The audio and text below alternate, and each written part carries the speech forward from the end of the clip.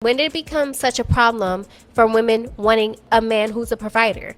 Like, since when is that such an issue? Because back in the day, I'm not trying to get spiritual, but if you look in the Bible, men are supposed to be providers and women are supposed to be nurturers.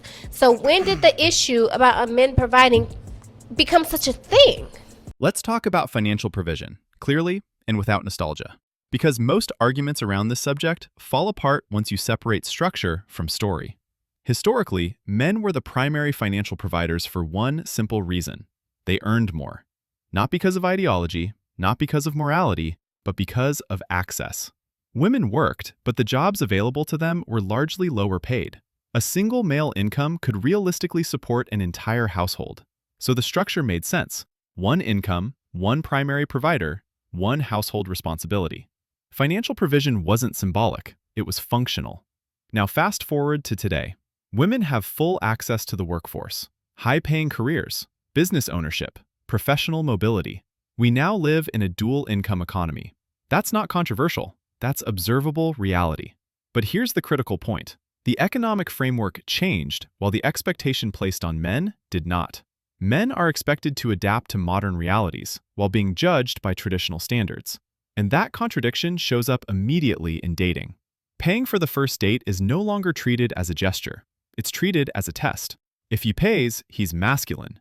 If he hesitates, he's questioned. But paying for dinner does not demonstrate financial provision. It demonstrates disposable income. A receipt is not evidence of long-term stability. Yet when men point this out, the response isn't logical. It's moral. A real man wouldn't question it. Providing is just masculine. If you can't do this, you're insecure. That's where the conversation quietly shifts. Instead of discussing structure, we're policing identity. And this pattern doesn't stop at dates. In modern relationships where both adults work full-time, the logical outcome is shared financial responsibility, shared income, shared bills, shared exposure to risk. But instead of renegotiating honestly, the expectation is preserved and moralized. Men are still expected to carry primary financial pressure, even when women earn comparable or higher incomes. That's the framework problem. And once you see it, you can't unsee it. And if you think this is just a theory, let me show you what this looks like in real life. Because once you see the pattern in the wild, it becomes impossible to unsee. There was a viral post going around. A woman says her boyfriend has been working overtime for weeks, picking up extra shifts and side hustles so he can fix her car. She says she didn't ask him to do it, but she appreciated it. So far, that sounds like a man stepping up. Provider programming. He sees a problem affecting his woman, and his instinct is simple. Solve it. Cover it, carry it. But here's the detail that changes everything. He later discovers she had a secret emergency fund with $10,000 in it. The money was there the entire time. And when he reacts, she says, first of all, that's my emergency money. As a man, that's what you're supposed to do. That money is for me and my kids and me, not for routine car maintenance. Do you see what just happened? This isn't about her having emergency savings. That's smart. Everyone should have a buffer. The issue is the structure, the psychology. She watched him overextend himself for a problem she could have solved, and she withheld the information that would have stopped him. That is not passive. That is not neutral. That is a decision. Because if you see someone you claim to respect taking on extra labor for you, and you say nothing while you have the means to help, you're not just receiving love, you're allowing sacrifice under false assumptions. Now watch the second move, because this is where the gaslighting shows up. She turns around and frames it like this. I didn't ask him to do it. This is what I call moral camouflage. You keep your resources protected as mine, but you treat his resources as ours. Your safety is non-negotiable. His sacrifice is expected. And then you cover it with virtue language so nobody can question it. That statement is technically true and morally misleading. Because men are not taught to wait for permission. Men are taught to anticipate, to take initiative, to handle it. That is the provider role in its purest form. So when you benefit from that programming and then hide behind the phrase, I didn't ask, what you're really doing is this. You're taking the benefit, rejecting the accountability, and pretending the entire situation was optional. It's a cheat code, because his responsibility is assumed, but her responsibility is negotiable. And this is why men feel crazy in modern dynamics. If he doesn't step up, he's not a real man. If he does step up and later feels used, he's insecure or entitled. Either way, he's wrong. Either way, the burden stays with him. That's why this example matters. It shows that providing today isn't always about necessity. It's often about expectation. And when expectation is disguised as morality, it becomes entitlement with a halo on it. And this is the core lesson for men. Stop operating blind.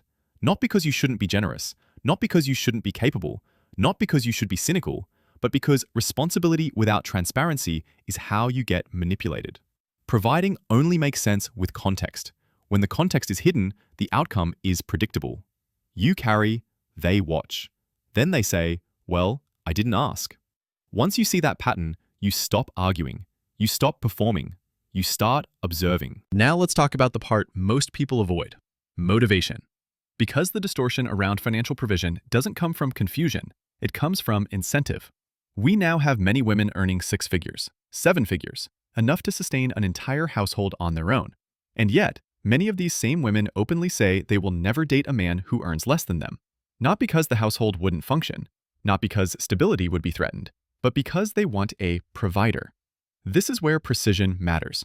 If the household is already financially secure, then requiring the man to earn more is no longer about provision. It's about who carries the pressure. Historically, when men provided financially, it came with a cost: long hours, limited freedom, constant responsibility. Men wanted peace too. They wanted leisure too. They wanted time too. But responsibility overrode preference. Not because men enjoyed sacrifice, but because the structure required someone to absorb the burden. That's the part that gets erased in modern conversations. Today, many women want the benefits of provision without the constraints that originally justified it. They want lifestyle protection, financial margin, optional pressure. And the way this is justified isn't economic, it's moral. If you were a real man, this is just biology. Men have always done this.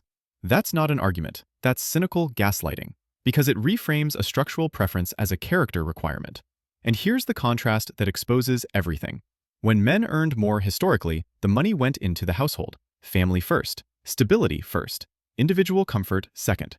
When many modern women earn more, the money often protects individual lifestyle first. Flexibility, optionality, the ability to opt out if dissatisfied.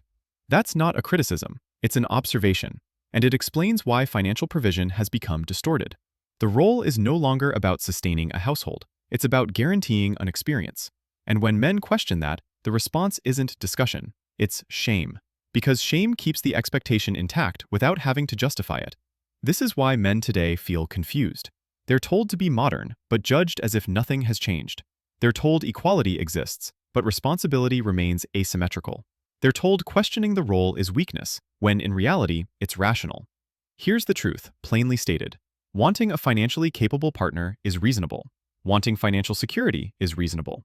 But pretending that financial provision means the same thing it did in a single-income economy is dishonest.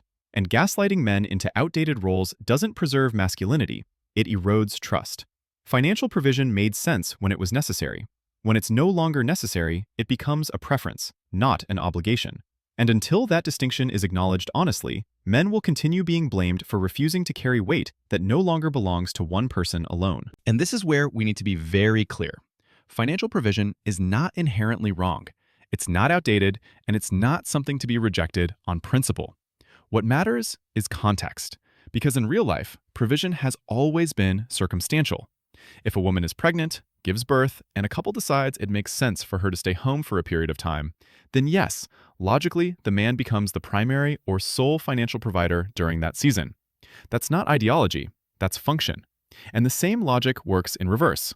If a man is injured, loses his job, or is temporarily unable to work, then the woman may need to step up financially. Again, not morality, function. That's how real partnerships have always worked. Responsibility shifts based on circumstance. So when financial provision is framed as a permanent moral obligation for men, regardless of context, something is off. Because morality isn't required when logic already explains the situation. What's happening instead is a power move. Financial provision is being detached from circumstance and turned into a fixed expectation, even when both partners are working, earning, and capable. And when men question that, the response isn't explanation, it's gaslighting. They're told they're failing as men, failing morally, failing biologically. But the people making those claims often haven't thought through the logic of what they're demanding. Because if provision were truly about doing what's right for the household, it would flex with reality. It would adjust when circumstances change. What doesn't adjust, what stays rigid, isn't responsibility. It's entitlement. And entitlement always hides behind moral language when it doesn't want to be examined. That's why this conversation has to move away from shoulds and back toward structure. In 2026, where men and women work at roughly equal rates, financial provision is not a given. It's situational. It emerges when circumstances require it, not because someone feels owed it. And opposing entitlement doesn't mean opposing provision. It means refusing to let responsibility be demanded without reason, and then justified through shame.